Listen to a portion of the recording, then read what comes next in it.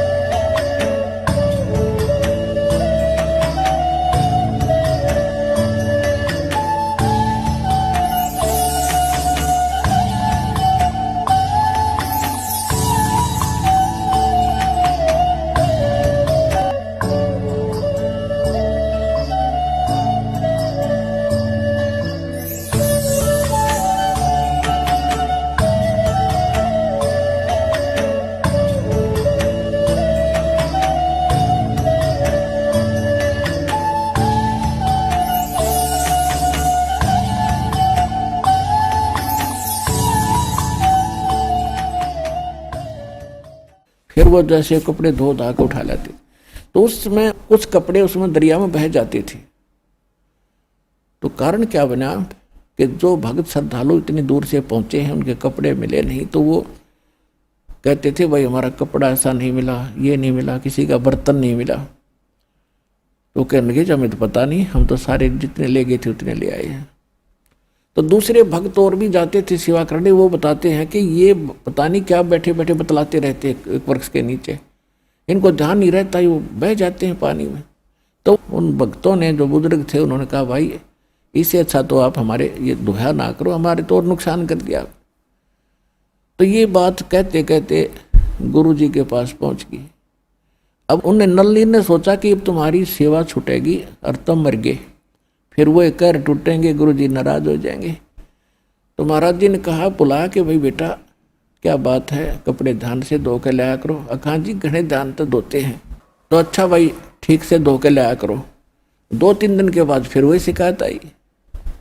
तब फिर परमात्मा ने कहा कि बेटा आपको बार बार कहा है ध्यान रखा करो, ठीक आप सेवा ना करो, इनसे दुखी हो गए तो आप सेवा ना करो, इससे चरणों में गिर गए, ये महाराज मर जावांगे, हमारा तो विनाश हो जाएगा, मुश्किल से आपकी दया हुई है, हमारी सेवा ना छुटवाओ। उन्हें सोचे गुरुजी नाराज हो गए। अब उनकी दीन हालत देखकर, हृदय की पुकार देखकर परमात्मा ने तरस आ गया कि आत्मा घनी दुखी हो जाएंगी जब सेवा छुटवा दी। तो कहा बेटा चल ठीक है आप करो सेवा, आप दोनों को मैंने वरदान दे दिया, आशीर्वाद दे दिया, तुम्हारे हाथ से कोई वस्तु पानी में डूबे नहीं गई। वो बड़े खुश हुए।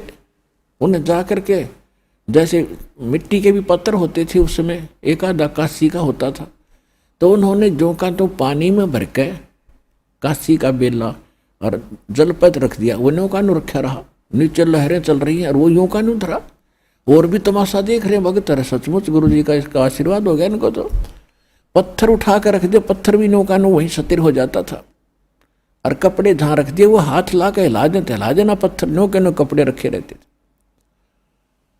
तो ये उनके अंदर उस परमात्मा ने इसलिए गुण दे दिया कि ये मानना नहीं और इनके कपड़े खराब होते हैं, ये भी दुखी और ये भी दुखी, तो दोनों को सुख दे दिया। वो समर्थ भगवान है, जो चाहे सो कर दे। अब कुछ दिनों के बाद क्या हुआ, अब सत्संग समाप्त हो जाते थे, साल 6 महीने में कभी सत्संग होते थे। तो उधर से वो भक्तों को पता चला नल नील को कि ऐसे ऐसे एक रावण राजा है, उसने माता सीता को उठा लिया है, उसको छुड़ाने के लिए सभी साधु भक्त और इकट्ठे हो रहे हैं, चलो रावण को कूटेंगे पीटेंगे। तो भगत भी साथ चले गए वहां पर। अब वहां पहुंच के समुद्र के उरली साइड में और पुल बनाने की समस्या आएगी।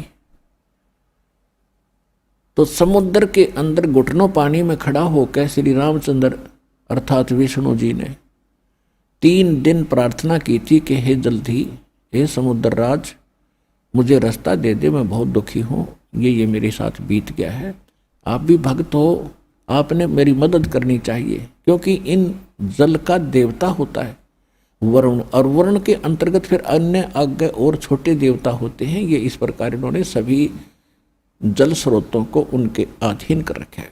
जब 3 दिन तक घुटनों पानी में खड़ा होकर याचना करने से भी समुद्र नहीं मान्या, नहीं रास्ता दिया, तो उसी समय श्री राम ने कहा कि लक्ष्मण, मेरा वो अग्नि बाण दे, ये लातों के भूत बातों से नहीं मानते, इसको फूकूंगा।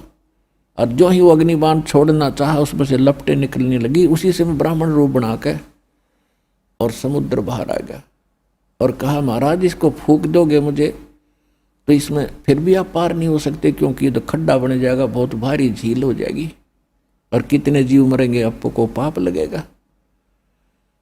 तो श्री राम ने कहा कि फिर मैं क्या करूं, मैं भी तो बहुत दुखी हूं, मुझे कोई विकल्प बता। तो उसने कहा कि ऐसा काम करो, सर्प भी मरे लाठी भी ना टूटे। कि वो कौन सा तरीका? कि समुद्र ने कहा कि आपकी सेना में नल नील नाम के 2 एक भक्त हैं, उनके गुरुजी का दिया उनको आशीर्वाद है कि वो जल के ऊपर चाहे पत्थर भी धर दें, वो डूबता नहीं। तो आशा की एक किरण दिखाई दी श्री रामचंद्र जी ने। नल नील को आवाज लगाएगी, वो सामने आए। अब यहां हम मार खाते हैं कि जैसे माता गर्भ को रखे यत्न बना, ठेस लगे तो अक्सीन हो, तेरी ऐसे भक्ति जावे। अब वहां नल नर देखा कि यहां तो अंगद भी फेल हो गया, हनुमान जैसे बलवान भी फेल हैं तुम्हारे सामने, आज तुम्हारी महिमा होगी। या मार खाता प्राणी यहाँ पर। तो उस दिन वो भगवान नहीं भूल गए और गुरु जी को भी भूल गए। अपनी महिमा दिखाने के लिए सामने आगे सीना तान के खड़े हो गए रामचंद्र के पास। और उनसे पूछा गया कि क्या भाई आपके अंदर कोई ऐसी पावर है, आपके हाथों में कोई शक्ति है? हाँ जी, कि भाई एक एक्सपेरिमेंट करके दिखाओ तभी विश्वास होगा। तो उन्होंने पत्थर उठाया, रख दिया, डूब गया। दूसरा उठाया, फिर डूब गया। उनको तो विश्वास था कि डूबता ही नहीं था।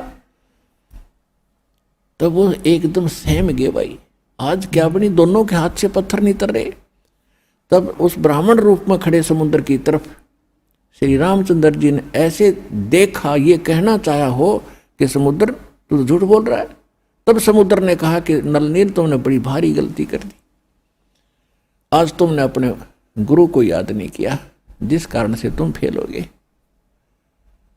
रहे नल नील यतन करे हार, तब सतगुरु से करी पुकार। रोए नल नील यतन करे हार, तब सतगुरु से करी पुकार। जा सत रेखा लिखी अपार, सिंधु पे सिला तिराने वाले। जा सत रेखा लिखी अपार, सिंधु पे सिला तिराने वाले। धन धन सतगुरु सत कबीर, भगत की पीड़ मिटाने वाले। अपने आत्माओं, आपको पहले भी बताते रहे हम कि जिस समय परमात्मा प्रथम सतयुग में यहाँ आए थे, इस काल ने वरदान लिए थे भगवान से। उन वरों में से एक ये भी वर था कि मेरा पुत्र जाएगा और ऐसी घटना उसके प्रारब्ध में लिखी है वह घटेगी। लेकिन वो इतना सक्षम नहीं है कि समुद्र पर पुल बना सके। भगवान आप उनकी दया करियो, वो पुल बनवाइयो। परमात्मा को वो वायदा भी याद था और उधर से नल नील की फड़क भी निकालनी थी, ना भक्ति नाश हो जाता उनका। उनको ये बताना था कि जैसे माता गर्भ को रखे यत्न बना, और ठेस लगे तो छन्न हो तेरी ऐसे भक्ति जा। अब उसमें अभिमान आ गया उनके अंदर, उन्होंने अपना भट्ठा बैठा लिया। तो इसी प्रकार हम छोटी सी कोई सिद्धि या शक्ति प्राप्त करके अपनी औकात नहीं भूलनी चाहिए और भगत बनकर दास बन के ही रहना चाहिए। जो कुछ भी हो रहा भगवान की कृपा माना, अपने सिर पर नहीं ले, नहीं तो बहुत हानि हो जाएगी।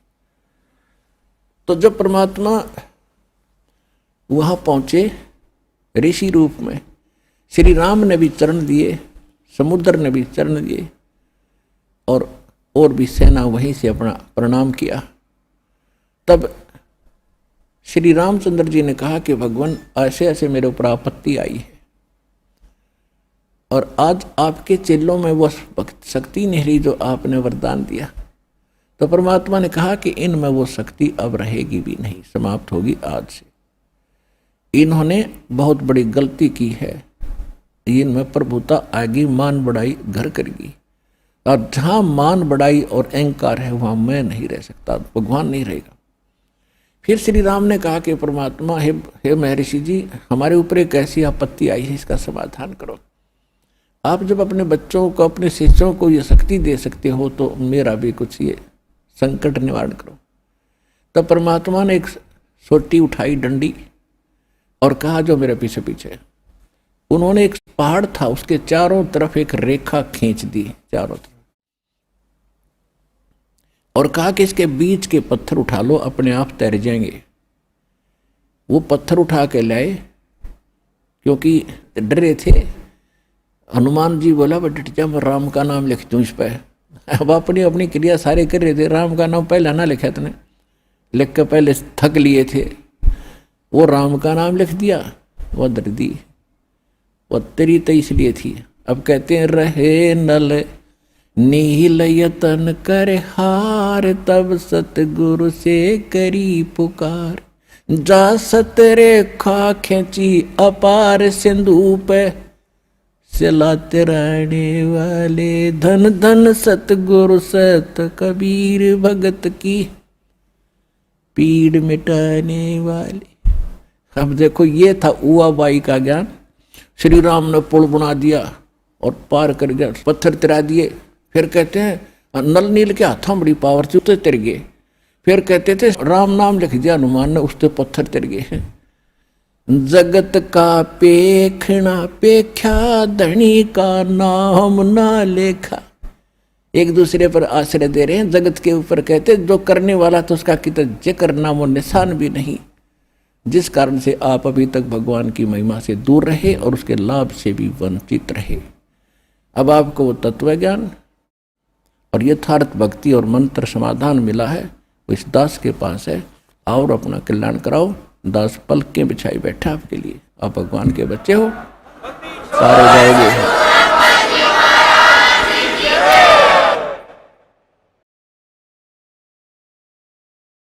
भक्ति मुक्ति के दाता सतगुरु, ये भटकत प्राणी फिरंदा, उस साहिब के हुक्म बिना नहीं तरवर बात हिलंदा। ये संसार, ये भक्त आत्माएं मोक्ष मुक्ति के लिए बहुत से स्थानों पर जाते हैं, बहुत से संतों से संपर्क साधते हैं, दीक्षा लेते हैं, उनके विचार ज्ञान सुनते हैं। जिज्ञासु होते हैं और उनको जैसा भी कोई गुरु संत मिलता है, वो जैसा भी ज्ञान उसे बता देता है, वो उसको सत्य मानकर उनके द्वारा दिए गए सभी आध्यात्मिक क्रियाओं को करते रहते हैं। जब तक सतगुरु नहीं मिलते तब तक ये प्राणी मोक्ष प्राप्ति नहीं कर सकते और इस संसार के अंदर भी अपने दैनिक जीवन में भी कोई सुख अनुभव नहीं कर सकते। इसलिए कहा है कि भक्ति मुक्ति के दाता सतगुरु, ये भटकत प्राणी फिरंदा, उस साहिब के हुक्म बिना नहीं तरवर पात हिलंदा। भक्ति सतगुरु जी के पास ही होती है और भक्ति सही मिलेगी, सतगुरु पूरा मिलेगा और शेष मर्यादा में रहेगा, भक्ति करेगा तो मोक्ष सुनिश्चित है। इसमें कोई शंका करने की आवश्यकता नहीं।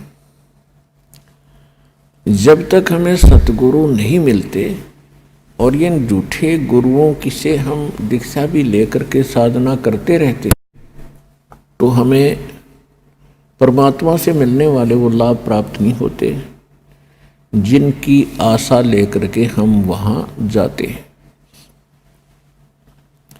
फिर कुछ दिन वहाँ जाते हैं तो फिर मन में आता है कि कोई लाभ नहीं हो रहा, तो कोई दूसरा व्यक्ति बता देता है कि मैं वहाँ जाता हूँ, वहाँ से ऐसे बहुत से लाभ होते हैं। फिर वो वहाँ जाना शुरू कर देता है। वहाँ से भी कुछ राहत नहीं मिलती है तो फिर वो नास्तिक हो जाता है। ये सोच लेता है कि कोई भगवान नहीं और किसी के पास कोई ज्ञान नहीं,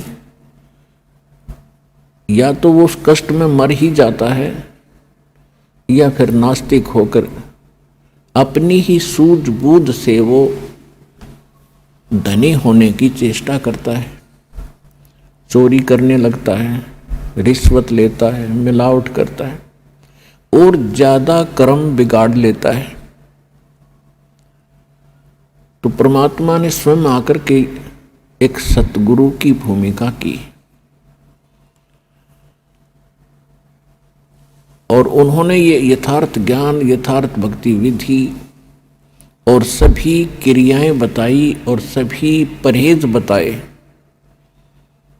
जो मर्यादाएं हमें रखनी अनिवार्य हैं एक भक्त को, तो वो सभी मर्यादाएं भी परमात्मा ने ही बताई।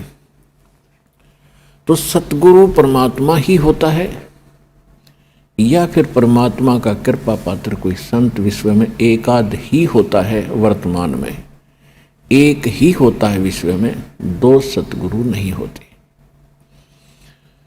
तो कहने का भाव यह है कि जब परमात्मा सतगुरु की भूमिका करने आए थे सन 1398 से सन 1518 तक काशी शहर के अंदर एक जुलाहे के रूप में, एक सिंपल मैन के रूप में अपना दैनिक कार्य करके दिखाया। एक कृत्रिम परिवार था, कृत्रिम बनावटी। वो कैसा था कि परमात्मा सतलोक के अंदर रहते हैं। सतलोक वो स्थान है जिसको गीता अध्याय नंबर 18 के श्लोक नंबर 62 में कहा है कि अर्जुन तू सर्वभाव से उस परमेश्वर की शरण में जा, उसकी कृपा से ही तू परम शांति को और शाश्वतम स्थानम यानी सनातन परम धाम को प्राप्त होगा। गीता ज्ञानदाता अपने से अन्य किसी परमेश्वर की शरण में जाने को कह रहा है। तो वो परमेश्वर सतलोक में, शाश्वत स्थान में, सनातन परम धाम में रहता है और वहाँ से वो चलकर आता है यहाँ संसार के अंदर अपनी ही जानकारी वो स्वयं बताने के लिए। तो इस लीला अनुसार परमात्मा सन 1398 में बनारस यानी काशी शहर के बाहर एक तालाब था, उसका नाम है लहर तारा तालाब। उसके अंदर कमल के फूल के ऊपर आकर विराजमान हुए, एक नवजात शिशु का रूप धारण किया। वहां से एक नीरू नीमा नाम के जुलाहा दंपत्ति थे, उनका कोई संतान नहीं थी। वो प्रतिदिन स्नान के लिए वहां जाया करते थे। जून का महीना था, पूर्णमासी का दिन, सुबह ब्रह्म मुहूर्त में वहां जब वो स्नान करने के लिए गए तो परमात्मा को वहां कमल के फूल पर एक बालक के रूप में उन्होंने प्राप्त किया, घर ले आए। परमात्मा ने 25 दिन तक कुछ भी आहार नहीं किया। माता पिता जो मुंह बोले माता पिता थे, यानी कृत्रिम परिवार था उनका, वो चिंतित हुए। फिर परमेश्वर की कृपा हुई, उनको प्रेरणा हुई और एक कुंवारी गाय लाई गई। कुंवारी गाय ने दूध दिया। उस कुंवारी गाय का दूध परमात्मा पिया करते थे बालक रूप में।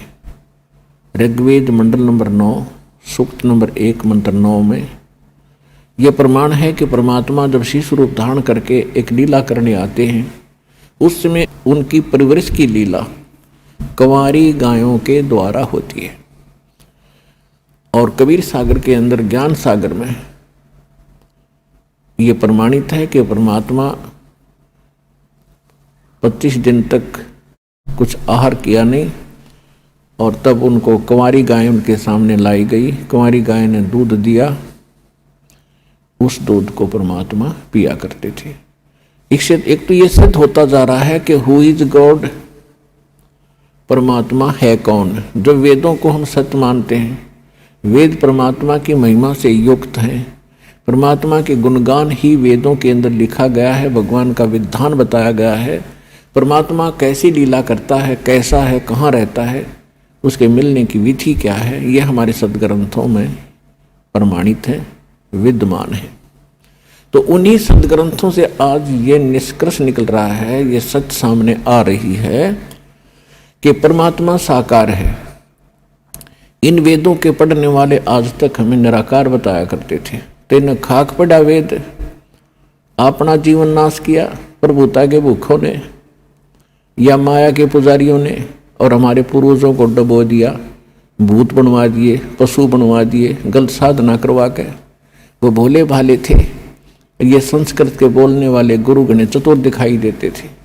उन्होंने सोच लिया था कि बड़े विद्वान हैं, संस्कृत भाषा बहुत जानते हैं, सदग्रंथों को ठीक से जाना होगा, समझा होगा, लेकिन उनको कै ख भी पता नहीं था उन हमारे धर्म गुरुओं को, हमारे सदग्रंथों का, और ना उनका कोई अपना अनुभव था, जिस कारण से इन्होंने सारा ज्ञान उलट बता दिया।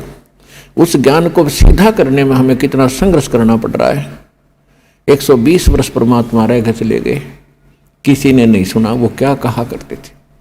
वो 600 वर्ष पहले बताया करते थे कि 3 देव की जो करते भक्ति, उनकी कदे ना हो मुक्ति।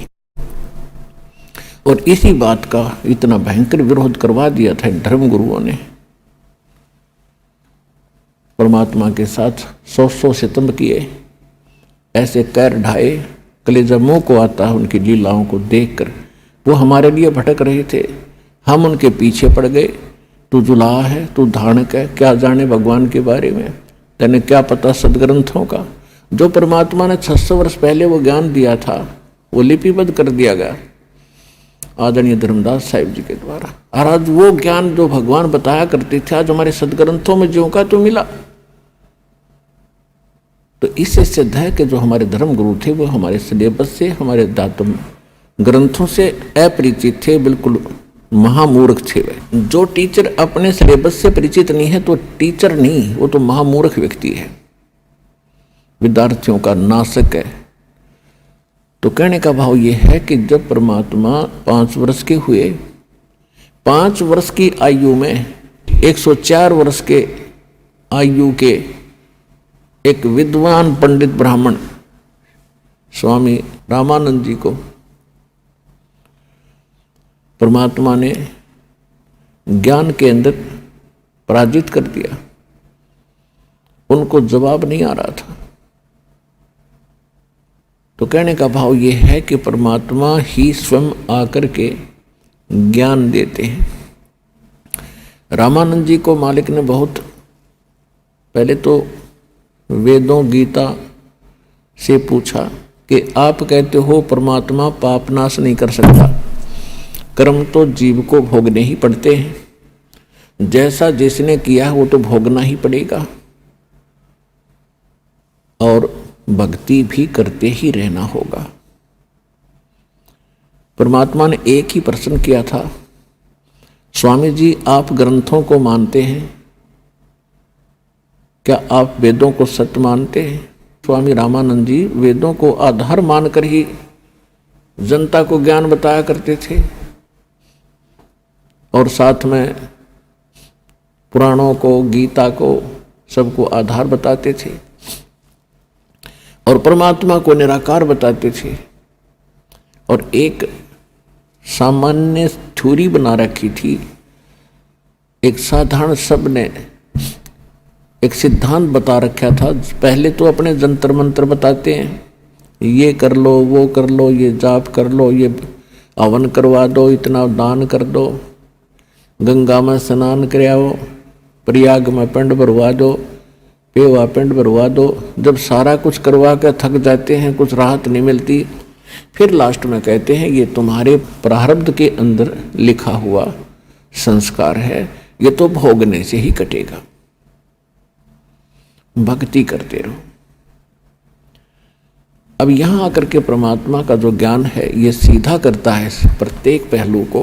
परमात्मा ने कहा कि यदि भक्ति करने वाले भक्त को और संकटों ने घेर रखा है, आपकी क्रियाओं से राहत मिली नहीं, तो वो संकट तो उसके ऊपर ज्यों का त्यों है, वो पीड़ित है, दुखी है। तो भक्ति करेगा कैसे, उसका विश्वास कैसे बनेगा परमात्मा के ऊपर कि कोई परमात्मा शक्ति है। और जैसे किसी के पैर में कांटा लगा है और वो किसी के पास जाता है कि बड़ा जानकार व्यक्ति है, उसने ये तो बता दिया कि तेरे पैर में कांटा लगा है जिस कारण से तुझे पीड़ा है, और वो ये कहे कि कांटा तो निकलेगा नहीं, मैंने सारा प्रयत्न कर लिया, ऐसे कर जूता पहन ले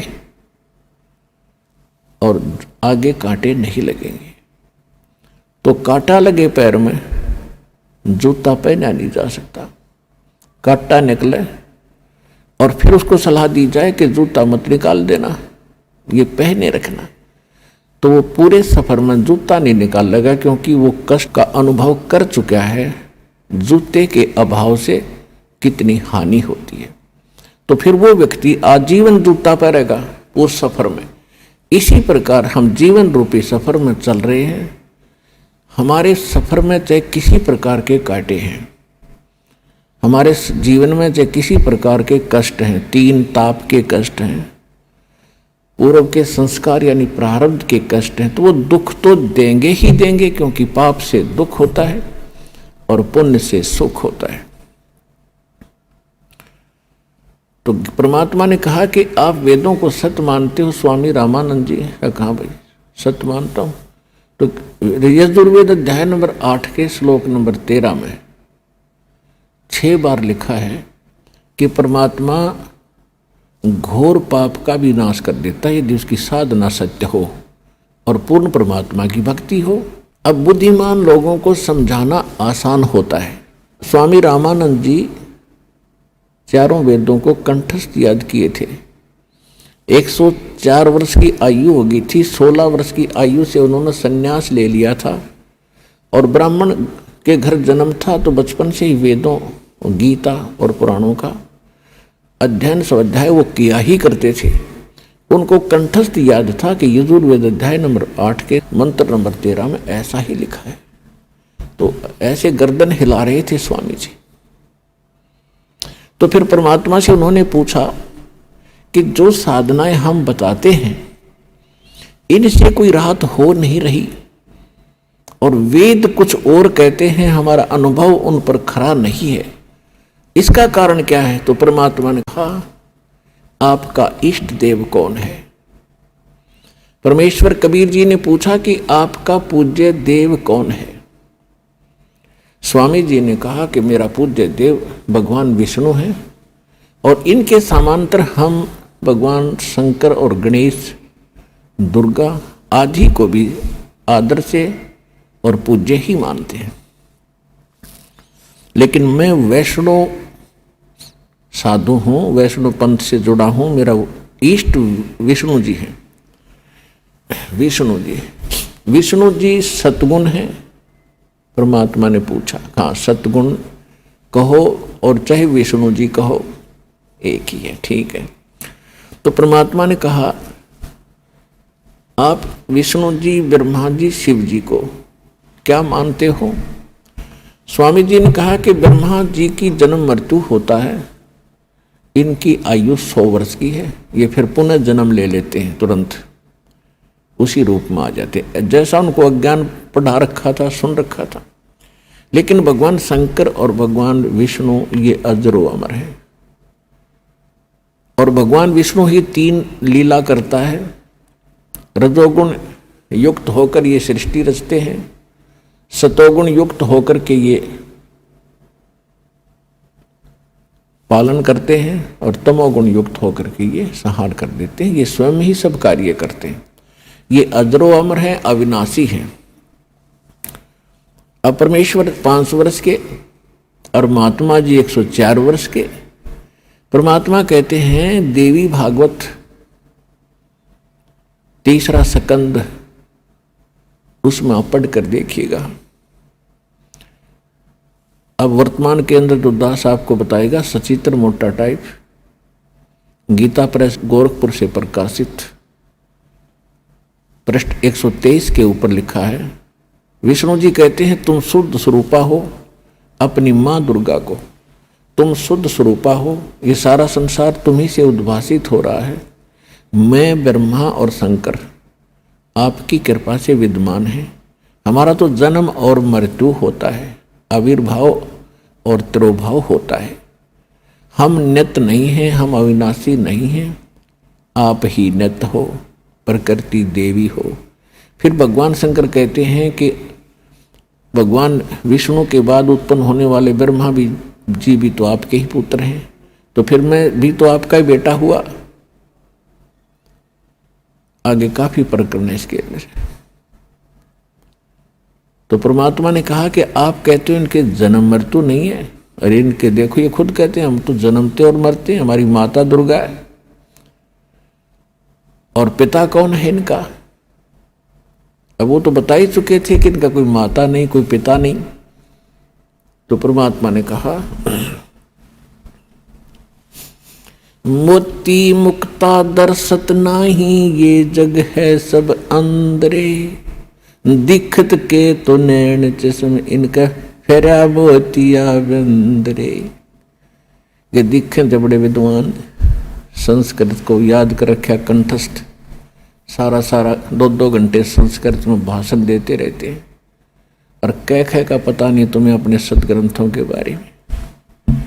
इसके लिए बताया कि जिसको मोतिया बंद हो जाता आंखों में, उनकी आंखें बड़ी स्वस्थ दिखाई देती हैं, लेकिन उनको दिखता कुछ नहीं, वो नपट अंधे होते हैं। इसी प्रकार इन ऋषि महर्षियों और इन आचार्यों गुरुओं पंडितों के बारे में कबीर साहब कहा करते थे कि मोती मुक्ता दर्शत नाही, ये जग है सब अंदरे, दिखत के तो नैन चश्म इनके फेरा मोतिया बंदरे। संस्कृत भाषा को बोलते हैं तब तो ऐसा लगता है जैसे बड़े विद्वान होंगे, और जब इनके अंदर की तलाशी ली जाती है, इनसे प्रश्न किया जाता है, ये चौड़े में फेल हो जाते हैं, ये नपट अंधे हैं, आंखों वाले अंधे हैं, इनको ज्ञान नहीं। तो परमात्मा ने कहा कि फिर आपने ये पढ़ा क्या स्वामी जी? अब स्वामी जी कति टूट गए। देखो साधु संत भक्त परमात्मा के लिए ही प्रयत्नशील होते हैं। जो भक्त हैं उनको भी भगवान की तलाश है, इसलिए वो किसी गुरु के पास गए हैं, और गुरु जो पद पे प्राप्त बैठा है वो भी तो भगवान के लिए ही घर से निकला है, उसने प्रयत्न प्रारंभ किए हैं तो परमात्मा के लिए किए हैं। आज ठीक है वो गुरु पद पर बैठ गया और बहुत से शिष्य भी हो गए हैं, तो उसने पुनः विचार करना पड़ेगा, क्योंकि उसको परमात्मा की आवश्यकता है। यदि उसका मार्ग गलत है तो आज भी ठीक किया जा सकता है उसको, और यदि आज भी ठीक नहीं करेगा अभी अपने अभिमानवश, तो वो दूना दोषी होगा। वो इस कैटेगरी का होगा कि जानबूझ साची तजय करे झूठ तेने, और ताकि संगत है प्रभु सौपन में बिना दे। वो कृत घनी व्यक्ति होगा, चाहे वैसे गुरु बना बैठा है, जिसको ये पता लग गया तेरा ज्ञान गलत, तेरा नाम गलत, तेरी साधना गलत, और वो फिर भी हार मानने को स्वीकार तैयार नहीं है, यानी फिर भी ये नहीं कहता अपने शिष्यों को कि अभी मेरा मार्ग गलत है। तो वो कृतघ्नी प्राणी बताया है, उसके विषय में कहा है कि जान बूझ साची तजय और करे झूठ तेने और ताकि संगत है प्रभु सौपन में भी नहीं थे। इसे नालायक आदमी की तो सौपने में भी भेंट नहीं होनी चाहिए इसके साथ। और जो उनके फंसे बैठे हैं भोली श्रद्धालु, अब उन्होंने स्वयं सोचना पड़ेगा। अगर वो गुरु होगा और भगवान की खोज में होगा तो पहले वो कहेगा अपने शिष्यों को, क्योंकि जो दास ज्ञान देता है सबसे पहले खटक उन गुरुओं को लगती है, क्योंकि उनके विषय में बोला जा रहा है कि उसका ज्ञान गलत, राधा स्वामी पंथ का ज्ञान गलत, उनके नाम गलत, उनकी साधना गलत। धन धन सतगुरु सच्चा सौदा सिरसा और जगमाल वाले के बारे में कहा जा रहा है, उनका नाम गलत, उनका ज्ञान गलत, उनकी भक्ति गलत, उनका रास्ता गलत। और जितने भी ये ब्रह्मा विष्णु महेश के पुजारी, आसाराम सुधांशु जी, ये कुमार स्वामी, ये इनका सारा मार्ग गलत। और ये तीन देव की भक्ति करते हैं, इनमें जीव का मोक्ष नहीं। तो इनको सबसे पहले इस बात पर जोर देना चाहिए। ये क्यों कह रहा रामपाल दास? इसका उद्देश्य क्या है?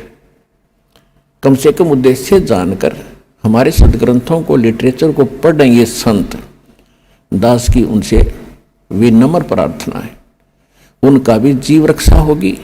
उनके अंतर्गत जो भोले श्रद्धालु फंसे पड़े हैं उनको संत मान के, संत वही होता है जिसके पास पूर्ण ज्ञान हो और साधना ठीक है, नहीं तो भक्त नहीं है, ना वो गुरु है। वो तो एक अपना जीवन नाश कर रहे हैं। तो उनसे दास उनके हित के लिए कह रहा है। जैसे कोई रास्ते में जा रहा है और काफी लंबे सफर पर पहुंच गया और वहां उसको कोई टोक रहा है, कहाँ जा रहे हो भाई? तो उस स्थान का नाम बताते हैं और वहां कोई व्यक्ति खड़ा है, वो कहता है ये रास्ता ठीक नहीं है आपका, आप बहुत गलत जा रहे हो। तो उस व्यक्ति को क्या करना चाहिए? 1, 2, 4 और से सलाह लेनी चाहिए, भी सचमुच मैं जा रहा हूं, ये मार्ग ठीक है कि नहीं। और उसके साथ झगड़ने लग जा कि तू क्यों बोल रहा है मेरे मार्ग को गलत, तूने कैसे बता दिया गलत? तो ये बुद्धिमान का काम नहीं, ये तो महान नीच व्यक्ति करता है ऐसा व्यवहार। कोई कहता है भी तेरा रास्ता ठीक नहीं, तो उसने धन्यवाद करना चाहिए इसका और सोचना चाहिए भी बता कैसे गलत जा रहा हूं, मेरा विश्वास दृढ़ कर कि मैं गलत जा रहा हूं। तो और नहीं तो मैप हमारे पास है, उस नक्शे को, उस मानचित्र को सामने धर ले और भाई तू यहां खड़ा है, ये शहर है और आप जा रहे हो दिल्ली और आप हिसार से चल के आगे सिरसा, ये सिरसा यहां पर है और दिल्ली इधर है, तेरा मार्ग इसलिए गलत है। तो फिर उसने पुनर्विचार करना चाहिए। तो हमारे जो सदग्रंथ हैं ये हमारा मानचित्र है, ये हमारा गाइड है। जो संत हमारे सदग्रंथों के विरुद्ध बताते हैं और विरुद्ध जा रहे हैं और अपने भक्तों को ले जा रहे हैं, उनके लिए दास प्रार्थना कर रहा है कि आप शास्त्र विदिता कर मनमाना आचरण करे और करवा के अपना जीवन नाश कर रहे हो और आपके आश्रित इन भोले श्रद्धालुओं के जीवन को नाश करके उनका भार अपने सिर पर धरकर पाप के भागी बन रहे हो। दास उनको इतना सतर्क करना चाहता है कि कुछ संभलो और विचार करो। ये मैप तुम्हें नहीं देखने आते हैं तो दास ने कति क्लियर कर रखा है। इन सदग्रंथों को दास ने कति निष्कर्ष निकाल कर सत्संग कर रखे। इनको संत भी सुने, उनके चेले भी सुने, अगर उनका समझ में आओ तो ग्रहण करें, ना कोई जोर जबरदस्ती नहीं। वैसे ही किसी के साथ झगड़ा कर लेते हैं, तुमने ऐसे गलत क्यों कह दिया, पहले देखो गलत क्यों कहा। तो ये तो एक सभ्यता, एक नेक व्यक्ति के लक्षण। और एक बेमतलब उसको सच्चा रास्ता दिखावे, उसके भले में कहे उसके साथ वो झगड़ा करता है, तो कहते हैं कहे भली माने बुरी। और यही परीक्षा नीच आदमी की यही परीक्षा होती है कि उसके भले की कहेंगे तो उसको हानि करता है। कबीर साहब कहते हैं कि साच कहूं तो जग नहीं माने और झूठा जगपतियासी। अगर साच कहूं तो ये जग नहीं मानता, इन झूठों की बात पर विश्वास किए बैठे हैं। तो दास का जो उद्देश्य है, कहने का भाव ये था, परमात्मा और स्वामी रामानंद जी की जो चर्चा चल रही थी, जब स्वामी जी हर तरह से फेल हो लिए, उनकी हर बात को परमात्मा ने, हर पॉइंट को कैंसिल कर दिया, तो परमात्मा ने कहा कि आप विष्णु जी के उपासक हैं, आप कहाँ जाओगे स्वामी जी?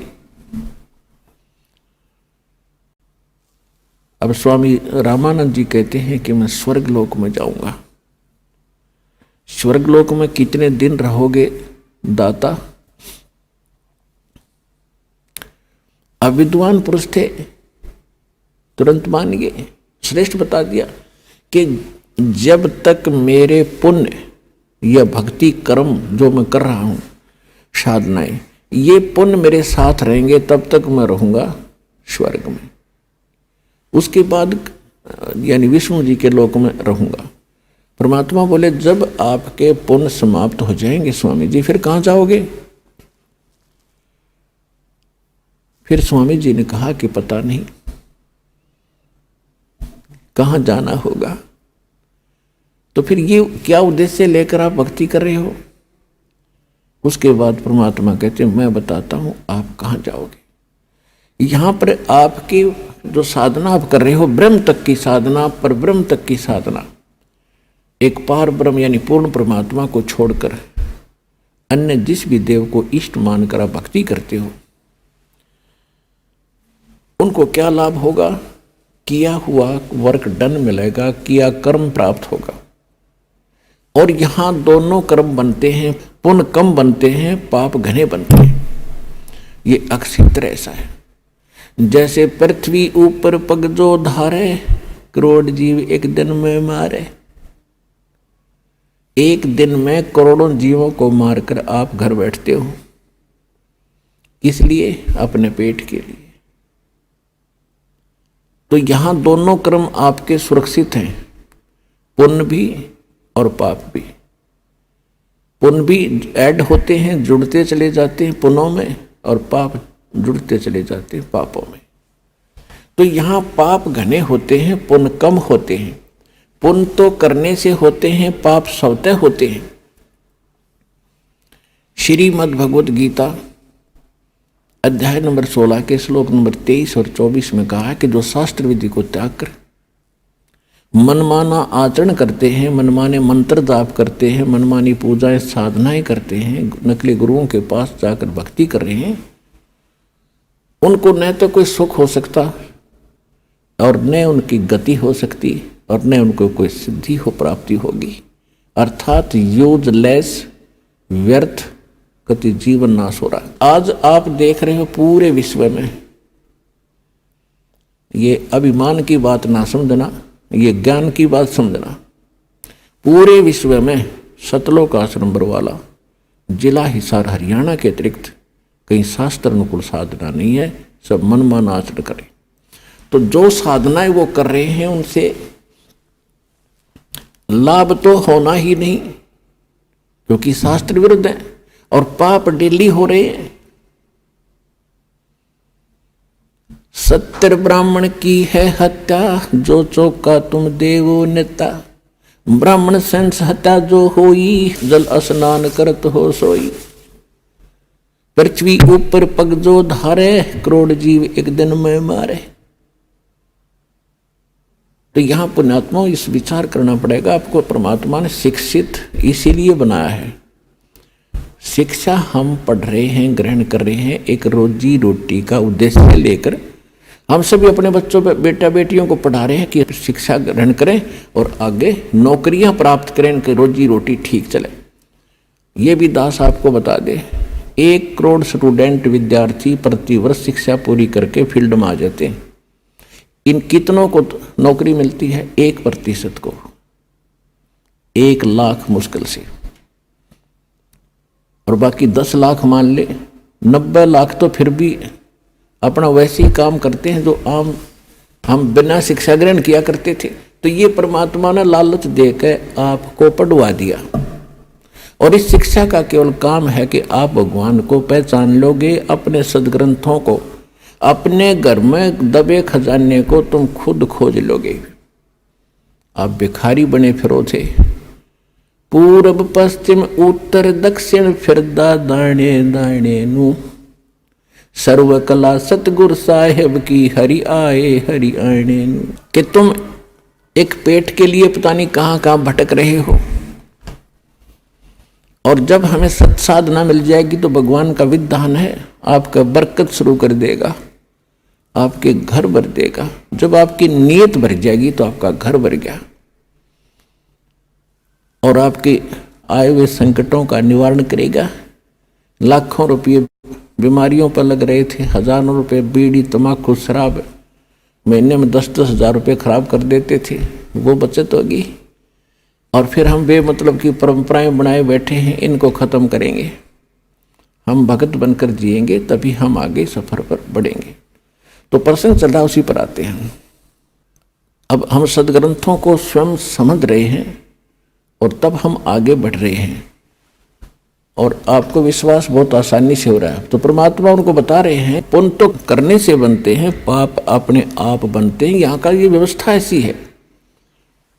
आपको बता दिया कि आप सुबह से लेकर शाम तक पेट के लिए या वैसे किसी काम वश जाते हो, तो एक दिन में हजारों जीवों को मारकर उनका पाप अपने सिर धर लेते हो, वो आपके बैड अकाउंट में। आपने पुण्य क्या किया सारा दिन में हिसाब लगा लो, और करते हो तो शास्त्रविद त्याग का मनमाना आचरण करते हो, उसका विशेष बेनिफिट आपको मिलना नहीं। तो वो थोड़ा बहुत पुण्य करते हो, कहीं छोटा मोटा कोई भंडारा कर दिया, पक्षियों को पशुओं को कोई दाना वगैरह डाल देते हो, छोटी मोटी कोई धर्मशाला प्याऊ बनवा दी, या कहीं कोई भंडारा कर दिया, कंबल बांट दिए, ये छोटे मोटे पुण्य हैं। ये भी शास्त्र विरुद्ध है। जो मूल उद्देश्य मनुष्य का वो सफल नहीं होता इनसे। अब जैसे जमीन है, 1 एकड़ जमीन, उसमें फसल पैदा करने के लिए गेहूं बाजरा ज्वार, जो हमारी जीवन रक्षक है, हमारे जीवन की जो आवश्यकता है, उसको प्राप्त करने के लिए उस 1 एकड़ जमीन को कितनी बार तो बाना पड़ता है, संवारना पड़ता है।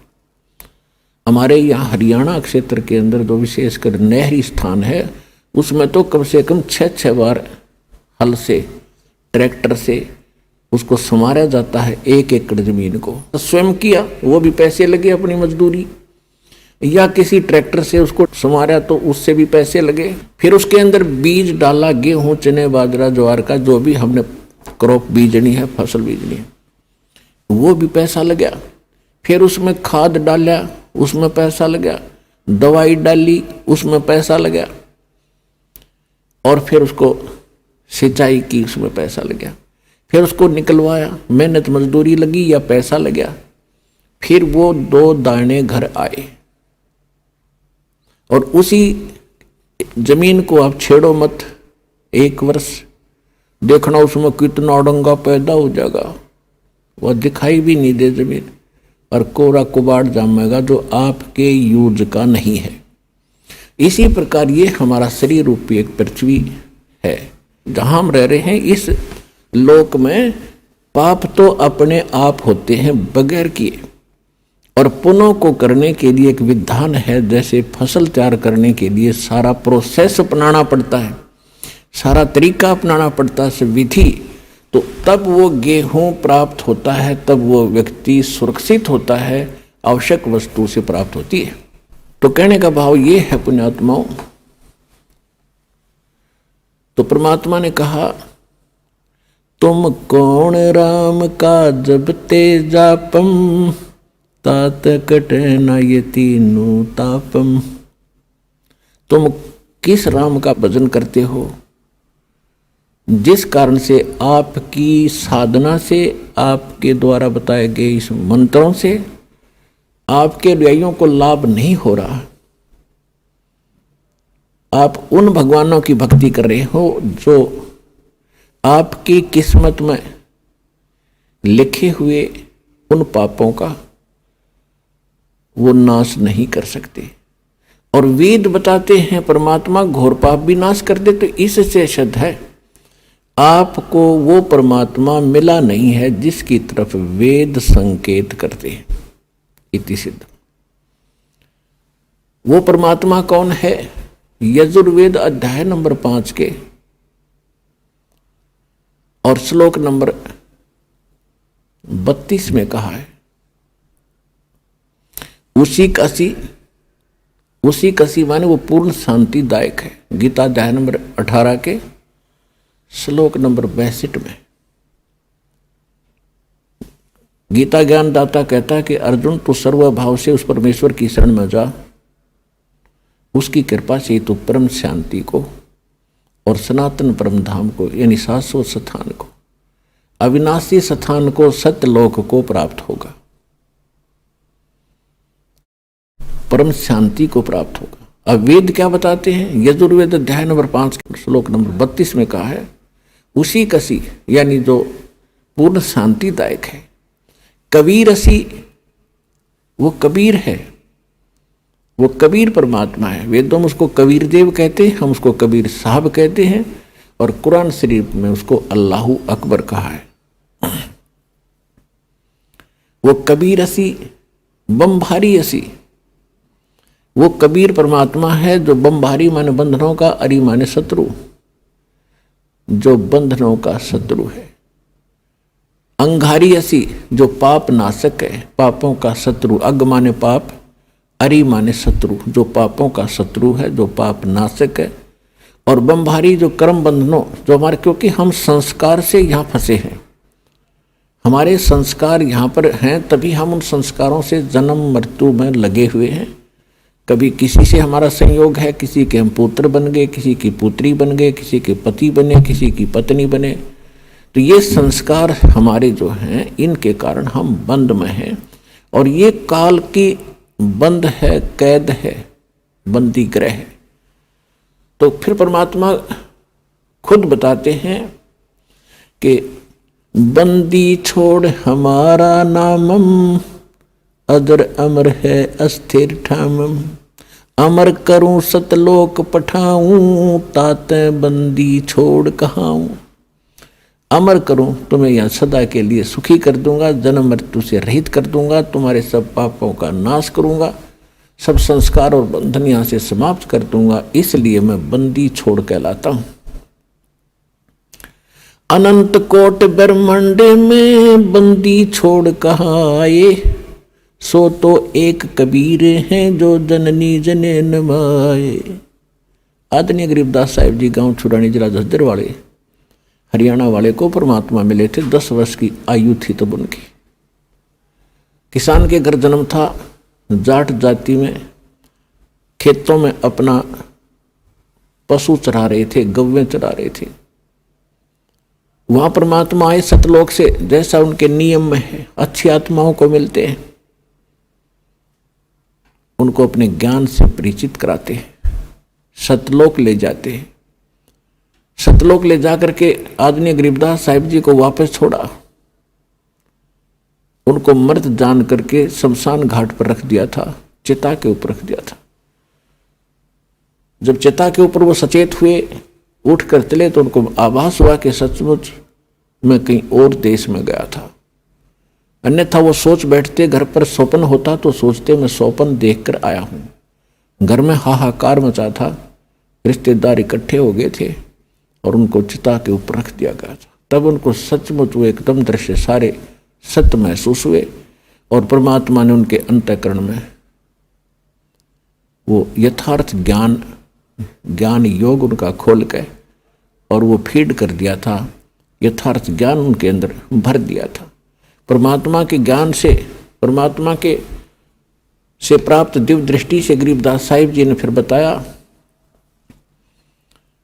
अनंत कोटि ब्रह्मांड का एक रति नहीं भारे, सतगुरु पुरुष कबीर हैं ये कुल के सिरजनहार। यानी हमारे सदग्रंथ बताते हैं कबीर इज गॉड, आंखों देखा वो महापुरुष बताते हैं Kabir is God. Who Kabir, वो कौन कबीर? अनंत कोट ब्रह्मांड का एक रति नहीं भारे, सतगुरु पुरुष कबीर हैं ये कुल के सिरजनहार। हम सुल्तानी नानक तारे दादू को उपदेश दिया, जात जुलाहा भेद न पाया वो काशी माहे कबीर हुआ। अब स्पष्ट भी कर दिया कि हु कबीर जो काशी में जाति जुलाहा धानक रूप में रहा करते थे, वो है वो भगवान सृजनार। हम सुल्तानी नानक तारे दादू को उपदेश दिया। गरीबदास साहिब जी कह रहे हैं कि मुझे और इब्राहिम सुल्तान अधम एक मुसलमान राजा था इराक देश का, उसको और आदरणीय दादू साहिब जी को, आदरणीय नानक साहिब जी को हम सुल्तानी नानक तारे और दादू को उपदेश दिया। जात चुलाहा भेद नहीं पाया, वो काशी माहे कबीर हुआ। अब स्पष्ट कर रहे हैं गरीबदास साहिब जी कि मुझे पार किया, दादू साहिब जी को पार किया, नानक जी को पार किया। अब दादू साहिब जी को परमात्मा ऐसे ही मिले थे जैसे गरीबदास साहिब जी को मिले थे। 7 वर्ष की आयु थी, जंगल में बच्चों में खेल रहे थे। एक साधु संत यानी जिंदा महात्मा का रूप बनाकर परमात्मा वहां आए, बच्चों से एक बात की, दादू जी को वहां लेकर गए, आत्मा को सतलोक के अंदर ऊपर के सब ब्रह्मांड दिखाए। दादू जी 3 दिन और 3 रात तक बेहोश रहे, अचेत रहे।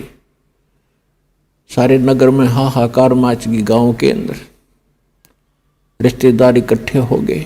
ना मर रहा है, ना जी रहा है, ना खा रहा है, ना पी रहा है, कोमा के अंदर चला गया। अब सांस चल रही है, मृत भी नहीं कह सकते। तीसरे दिन परमात्मा ने उनको आत्मा को वापस छोड़ दिया। तब उठकर उन्होंने कहा था, जिन मुझको निज नाम दिया सोए सतगुरु हमार, दादू दूसरा कोई नहीं ये कबीर सृजनहार। उसके बाद नानक साहिब जी को भी परमात्मा मिले थे बेई नदी के ऊपर। सुल्तानपुर एक शहर है, अब पश्चिमी पाकिस्तान के अंदर है। पहले ज्वाइंट भारत था सारा ही। तो वहां वो नौकरी करते थे एक राजा के घर, नवाब के यहाँ मोदी खाने में। नानक जी प्रतिदिन स्नान करने के लिए जाते थे। जो सुल्तानपुर के साथ से एक नहर बह रही है, दरिया नदी, वहाँ एक घाट बना हुआ था, वहाँ स्नान करने जाते थे। वहाँ परमात्मा उनको 2 बार मिले। पहली बार तो वो अपने आप जैसे यहाँ काशी में रहते थे उस रूप में गए। दूसरी बार फिर वो जिंदा महात्मा के रूप में उनको उसी स्थान पर मिले। उनको दरिया के अंदर स्नान करने के लिए डुबकी लगाने की बहाना करके 3 दिन तक अदृश्य कर दिया। कहीं और स्थान पर उनके शरीर को रखकर सतलोक के अंदर लेकर गए। तीसरे दिन ऊपर के सब ब्रह्मांड और सब कुछ दिखाकर अपना सचखंड सतलोक उनको वापस छोड़ दिया। तीसरे दिन जब नानक साहिब जी वापस आए और फिर उनको बताया गया था नानक साहिब जी को सतलोक के अंदर कि मैं काशी में जुल्हा रूप में रहता हूँ, कबीर मेरा नाम है और रामानंद जी मेरे गुरु हैं वहाँ पर।